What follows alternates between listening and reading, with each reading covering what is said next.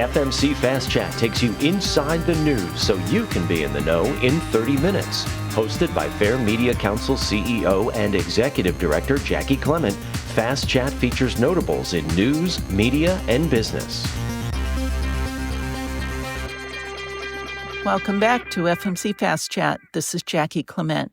Today we're examining how our rapidly changing media landscape shapes democracy, public trust, and civic life. Our guest isn't just analyzing these issues, she's working to change them. Joining us is Natalie Fenton, a leading voice in media reform and a professor of media and communications at Goldsmiths, University of London. She's also founder of the Media Reform Coalition in the UK, an organization dedicated to tackling media concentration, ensuring journalism in the public interest, and building a more democratic media environment. Natalie's new book, Democratic Delusions, How the Media Hollows Out Democracy and What We Can Do About It, pulls back the curtain on how our media systems struggle and often fail to serve the public good. Let's get started. Natalie, thank you so much for joining us today. My pleasure. So I'm excited to speak with you because of your experience and your expertise with media and democracy, because these are two huge issues. So to talk to someone who brings them both together is very interesting, but I can't help but wonder, how did this become your life's work to begin with?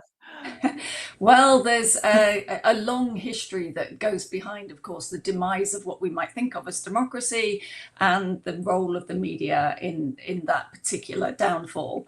And, so this research has been ongoing for around 30 years now. And that has been a kind of hamster wheel I've not been able to get off because the issues have always come back and hit me in the face. And so it is an endless, even though I feel, like many people, kind of quite dismayed with where we are in terms of in terms of the practice of democracy across the world, in fact, is actually, the role of the media in that has shifted and changed during those 30 years in big ways, but it's been in the same general direction. And so an analysis that attempts to understand what is going on in those worlds, and I talk about not just what we might think of as mainstream media, our newspapers and broadcast media, but also our systems of technology that are also now intermediaries in very many ways. So it's really an attempt to garner how those mechanisms of communication are changing, or at least contributing to the changes that we're seeing in democratic practices. Okay. So from your perspective, do you see a direct correlation between the state of democracy and the state of media, or how does that work? It's a complex interrelation, and I think that it's not just all the media's fault. It is a very interwoven entanglement, I would say, of political forces, of commercial forces, and of media change and innovation. And part of the problem has been, as we've seen technology innovate our media spaces, that has also happened in a period of profound deregulation of our media, where they have been enabled to pursue unhindered wealth. So we've seen a massive concentration of media ownership, and of course the tech giants are the largest oligopolies we've ever seen. But we can also throw in our legacy media, the likes of Rupert Murdoch, and are still huge media moguls exerting enormous amounts of power. And no amount of attempts, of which there have been some, have been able to actually rein in that power. And so that has exerted impacts on democratic processes and systems in all manner of ways. But it has also been because the politicians themselves have been on a mission to deregulate everything because of that notion that somehow democracy is about a free market. So it is, and that free market, which is no longer free, it's now owned by very few people. So it's not a free market. It's not actually a functioning market at all. in many instances, it's about the accumulation of huge amounts of capital and wealth in very few hands. And so we find that supporting and entangling with our systems of political representation. You just throw in money into politics and it immediately distorts and corrupts everything.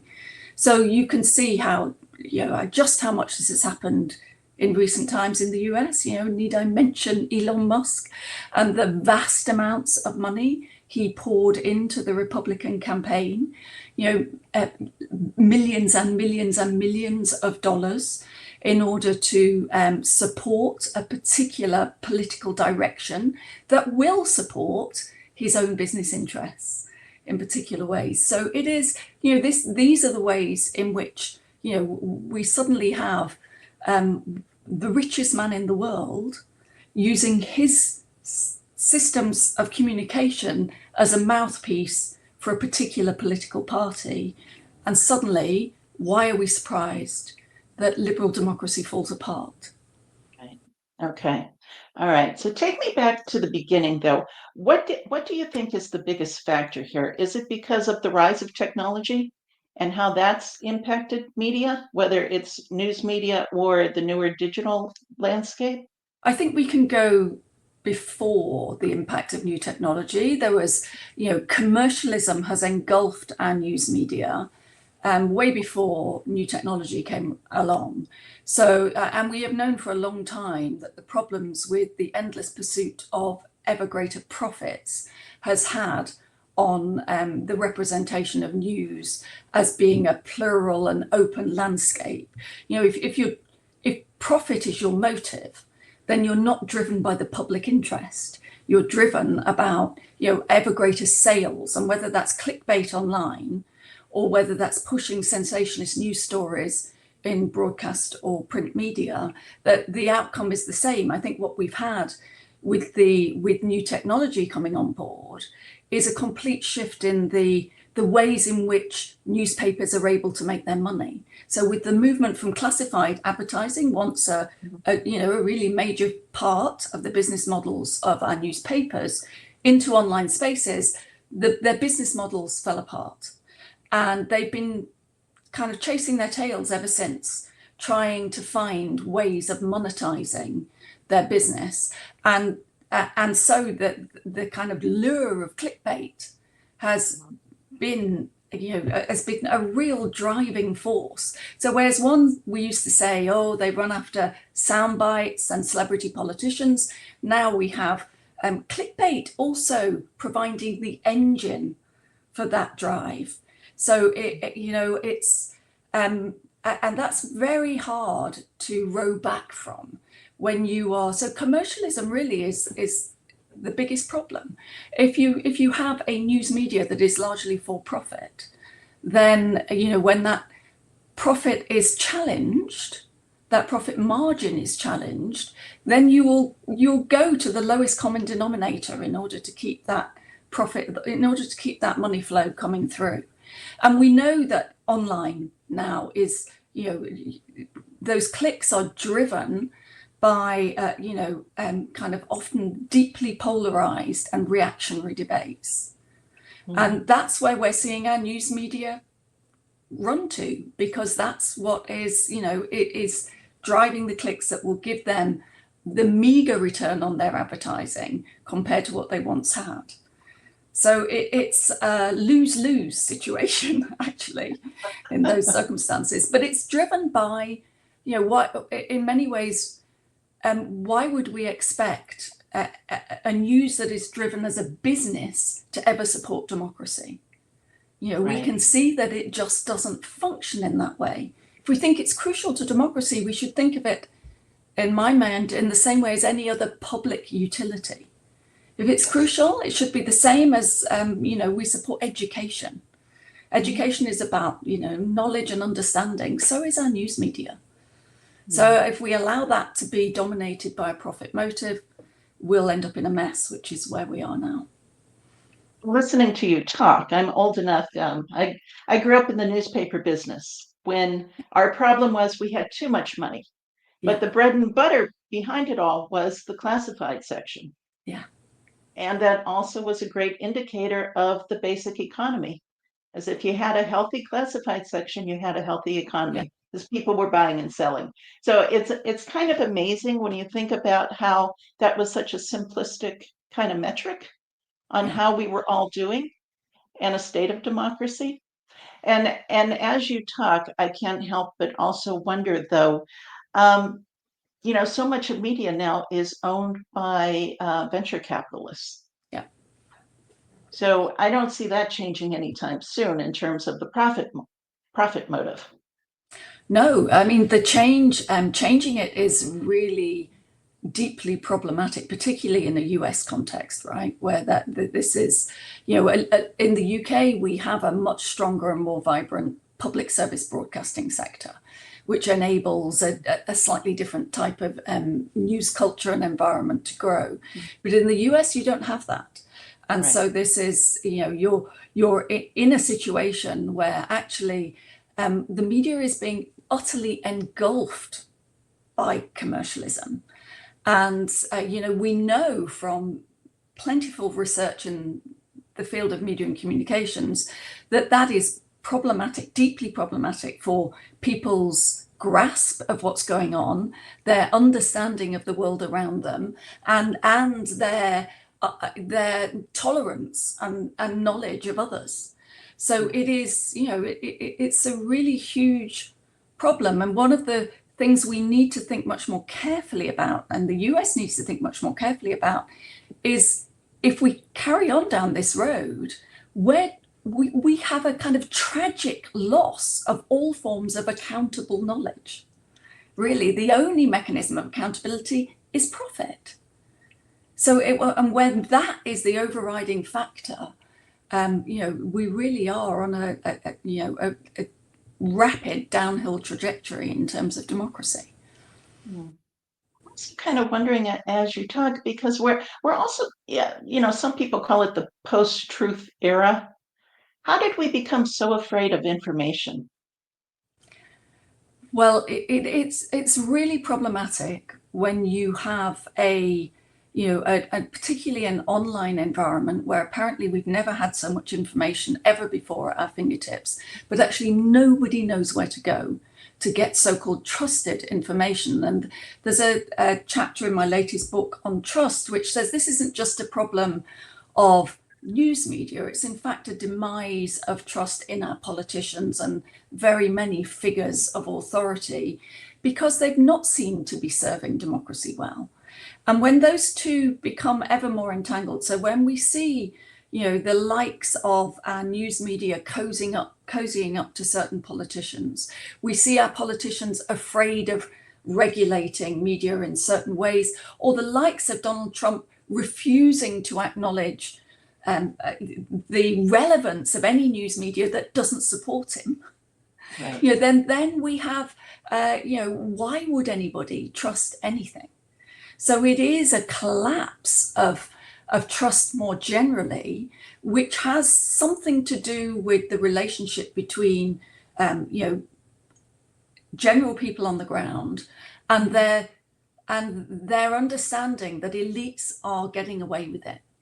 And elites are just doing whatever they want in whatever shape. And the media are part of that elite mechanism, which allows Trump to pretend he's on the side of the people to call the elite media out. But that's only possible because of the history that comes before it. Okay. All right. And we did just see, coming off this presidential election, historic spending in political advertising. Yeah. And how that impacted the journalism that covered it, but also how it continues to encourage political journalism that continues to divide and polarize us. Yeah. Is there anything in history that you can compare that to? Wow, that's a good question. Is there anything in history that can be compared to? Well, we can.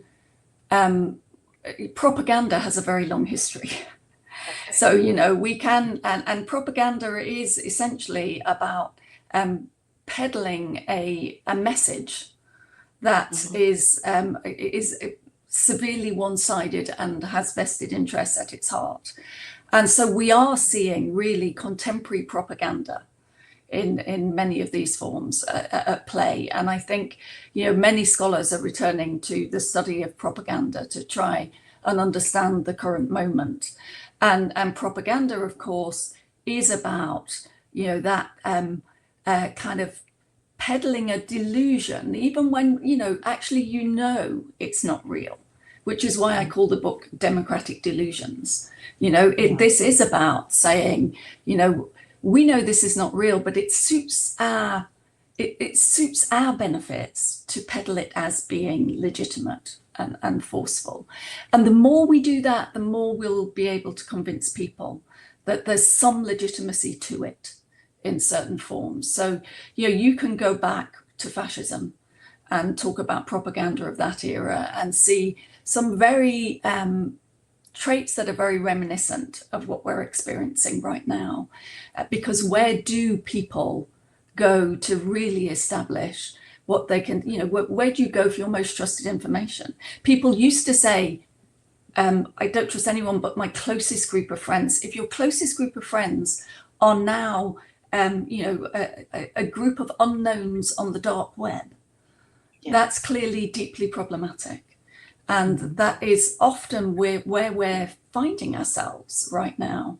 And we can even go back, I often think that the issue with the Fox Dominion trial really is kind of illustrative of where we're at now in terms of that profit motive. That Dominion Voting Company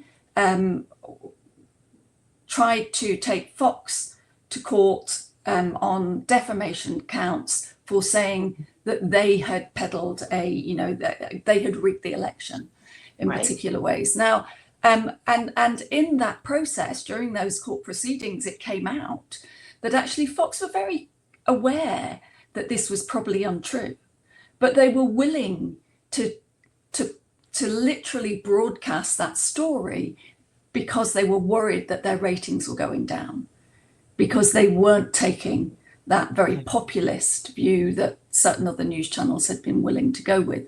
So, this is, if that's where we're at, there has to be some ways and means of countering that in particular forms. And that's not to say, there's whenever you have these arguments, you're always met with but it's a free press, they have to be allowed to say what they want. Well, if a free press means the powerful being able to say exactly what they want and everybody else having to fall in line, that's not really about free speech. That's about the powerful over the powerless. And I think we've got to come to terms with that in our politics. Yeah. One of the things I've noticed talking with people is, depending on what generation you are, changes your outlook on what news is. So baby boomers often ask, what the hell happened to news? This is not what I grew up with. And they're rather perplexed on how we got here. Millennials and Gen Z, they don't really know what news is because they've grown up in the digital landscape and it's all clustered with everything else out there on the internet, right next to entertainment and misinformation and everything else that's out there. And then I'm Gen X and we're just kind of impervious to anything going on around us. But I'm wondering, when you talk to your students, what are their impressions of news today? They come, I think they are far more intelligent and engaged than often we give them credit for. So there's students come in with a very skeptical understanding of what news is, but that's right. I want them to be skeptical. I want them to be critical thinkers when they engage with our news media. And it's true, they don't have that sense of history of what news once was and how we once engaged with it.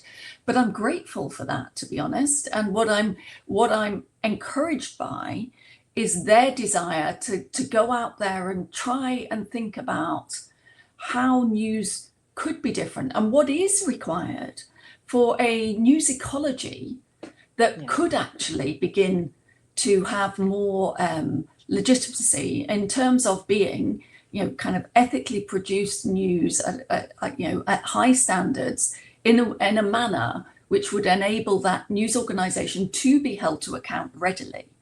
And we're seeing far more students now who are have a much more in-depth understanding of the rhetoric of a free media, as opposed to actually this isn't a free media, this is just, you know, kind of market populism. Actually, what we want is a media that is regulated for the public good.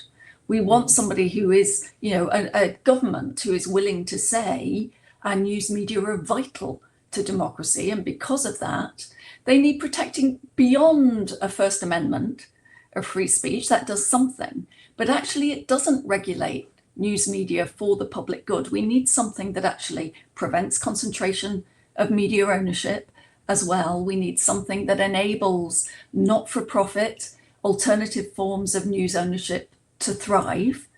And so it's a kind of complex environment that won't, you know, that it's unsurprising that it's falling apart because of the politics that have enabled that disintegration.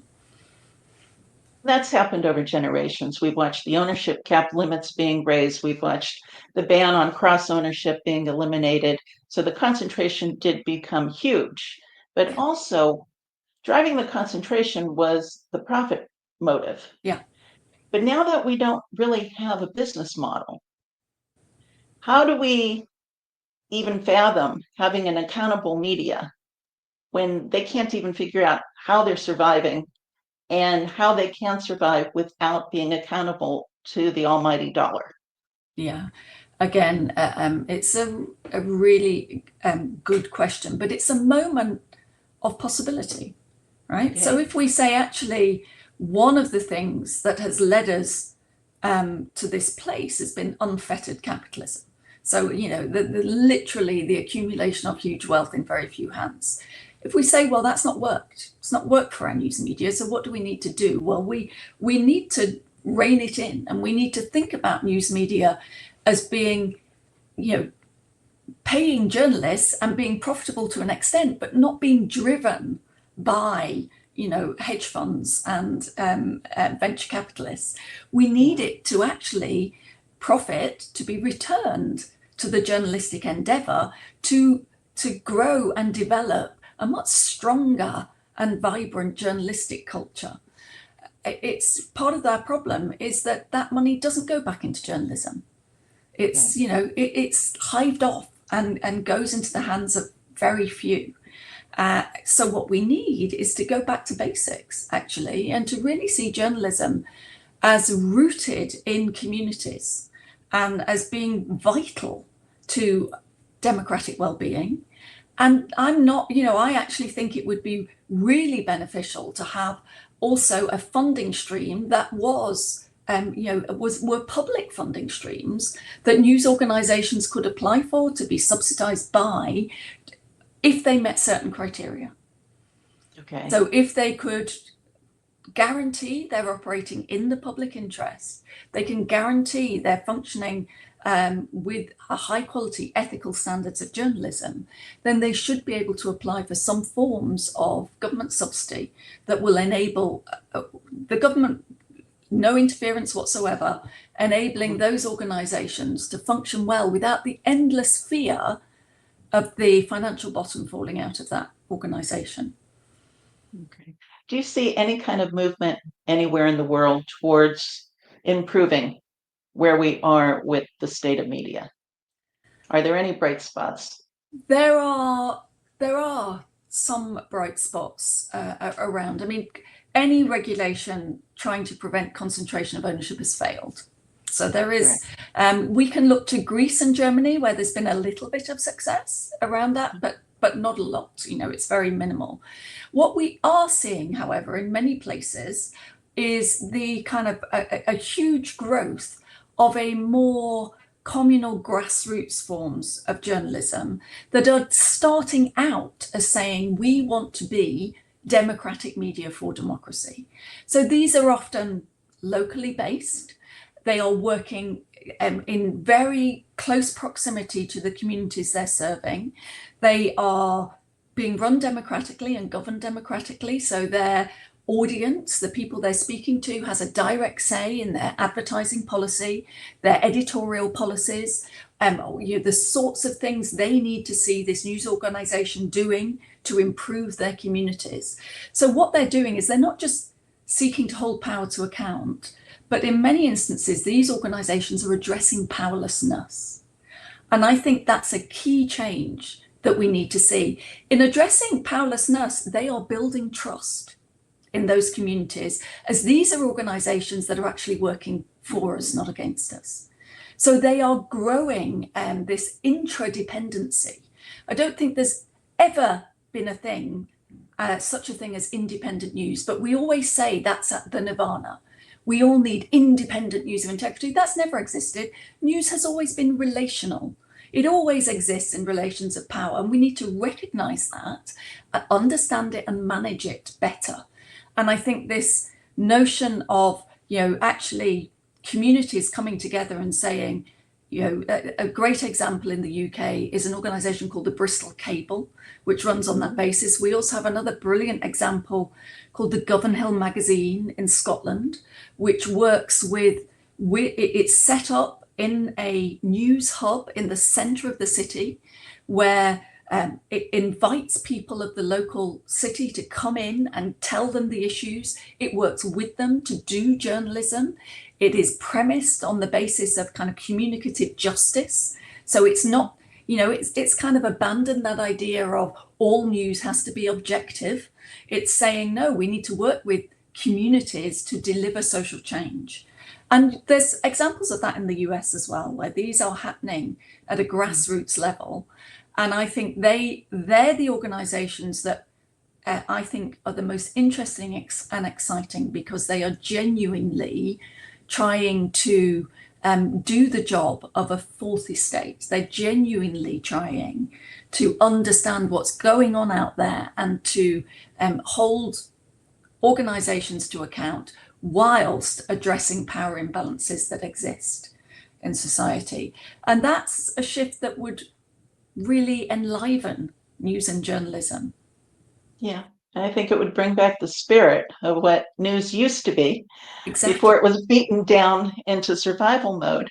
I'm a big advocate of journalists getting out there into the community, not making phone calls from the desk or pretending they're covering a story from 3,000 miles away.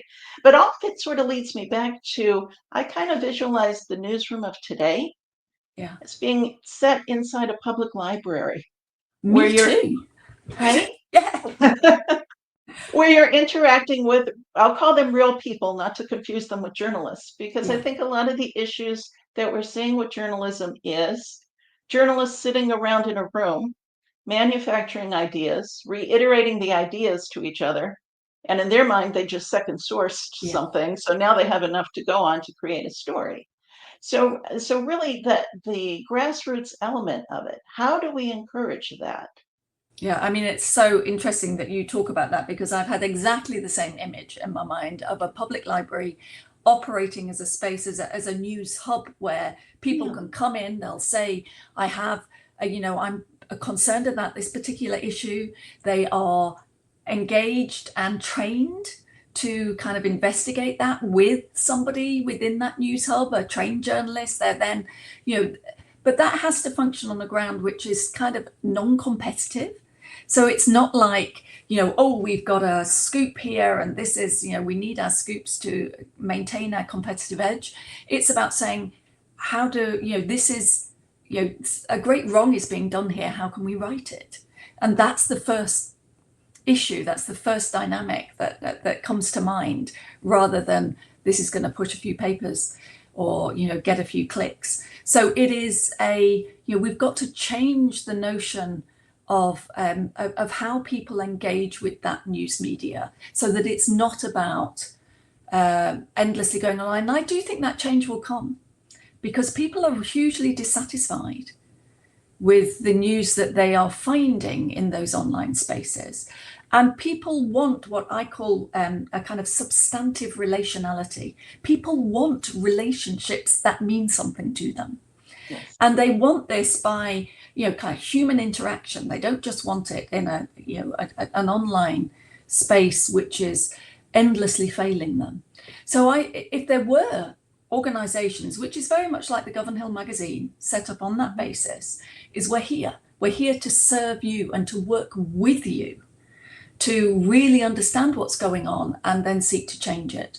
And it's what I call a kind of democratic media for communicative justice. And it's that word justice that is key to all of that. This is a journalism that works for delivering justice. And I think rather than thinking of it as reporting in an entirely objective way and not kind of taking sides, which was always a nonsense, right? There's never been nobody ever has an objective bone in their body. It's all come with any decision that's made. It comes with a weight of history behind it. So this idea, and we know that from endless feminist theorizing, there's huge amounts of philosophy that understands that the notion of objectivity is not real, and we know that in online media now that's been allowed to kind of run rabid. And so what do we do? How do we address that? How do we then say, well, if there is no such thing as objectivity, where do I go to better understand what's going on? And that's what we're talking about, is better understanding. And and that's where you need to get in those spaces. You need to go to the equivalent of a public library, and really, and that's where our news media should be taking its cultural impetus from, really. And it's a big shift. It's a hard shift to make.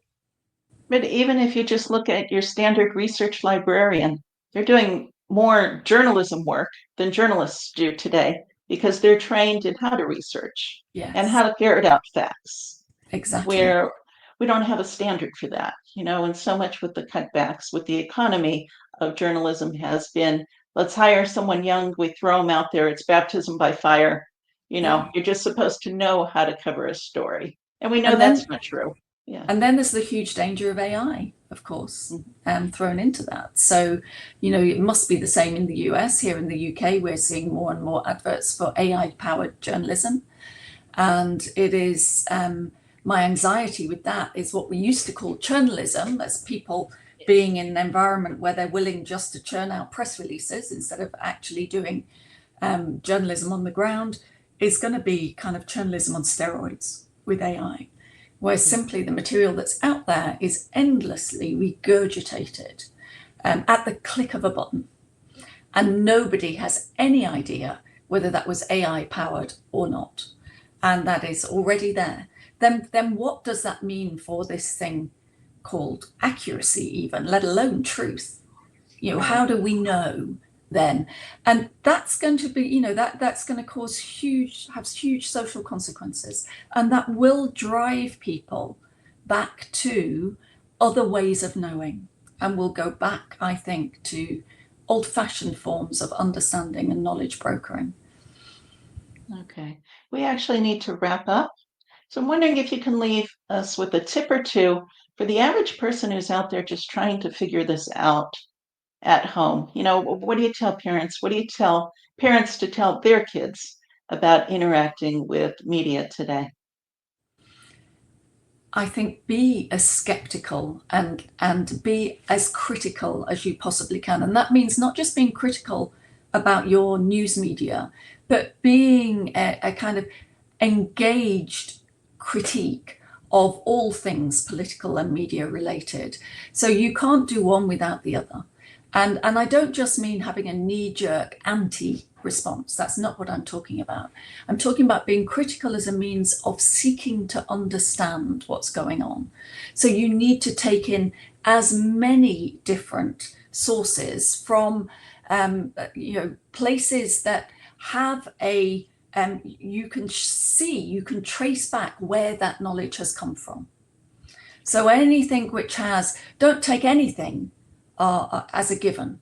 And if you can't see where that's come from, and you can't understand what's driving that opinion or that view, then don't accept it. And always look for where the money's come from. First and foremost, who's funding it? Always. Who's funding it, and who serves to gain by this particular view being published? The Fair Media Council is a 501c3 nonprofit organization advocating for quality news and working to create a media-savvy society. For more information about the Fair Media Council and upcoming Fast Chat shows, check out fairmediacouncil.org.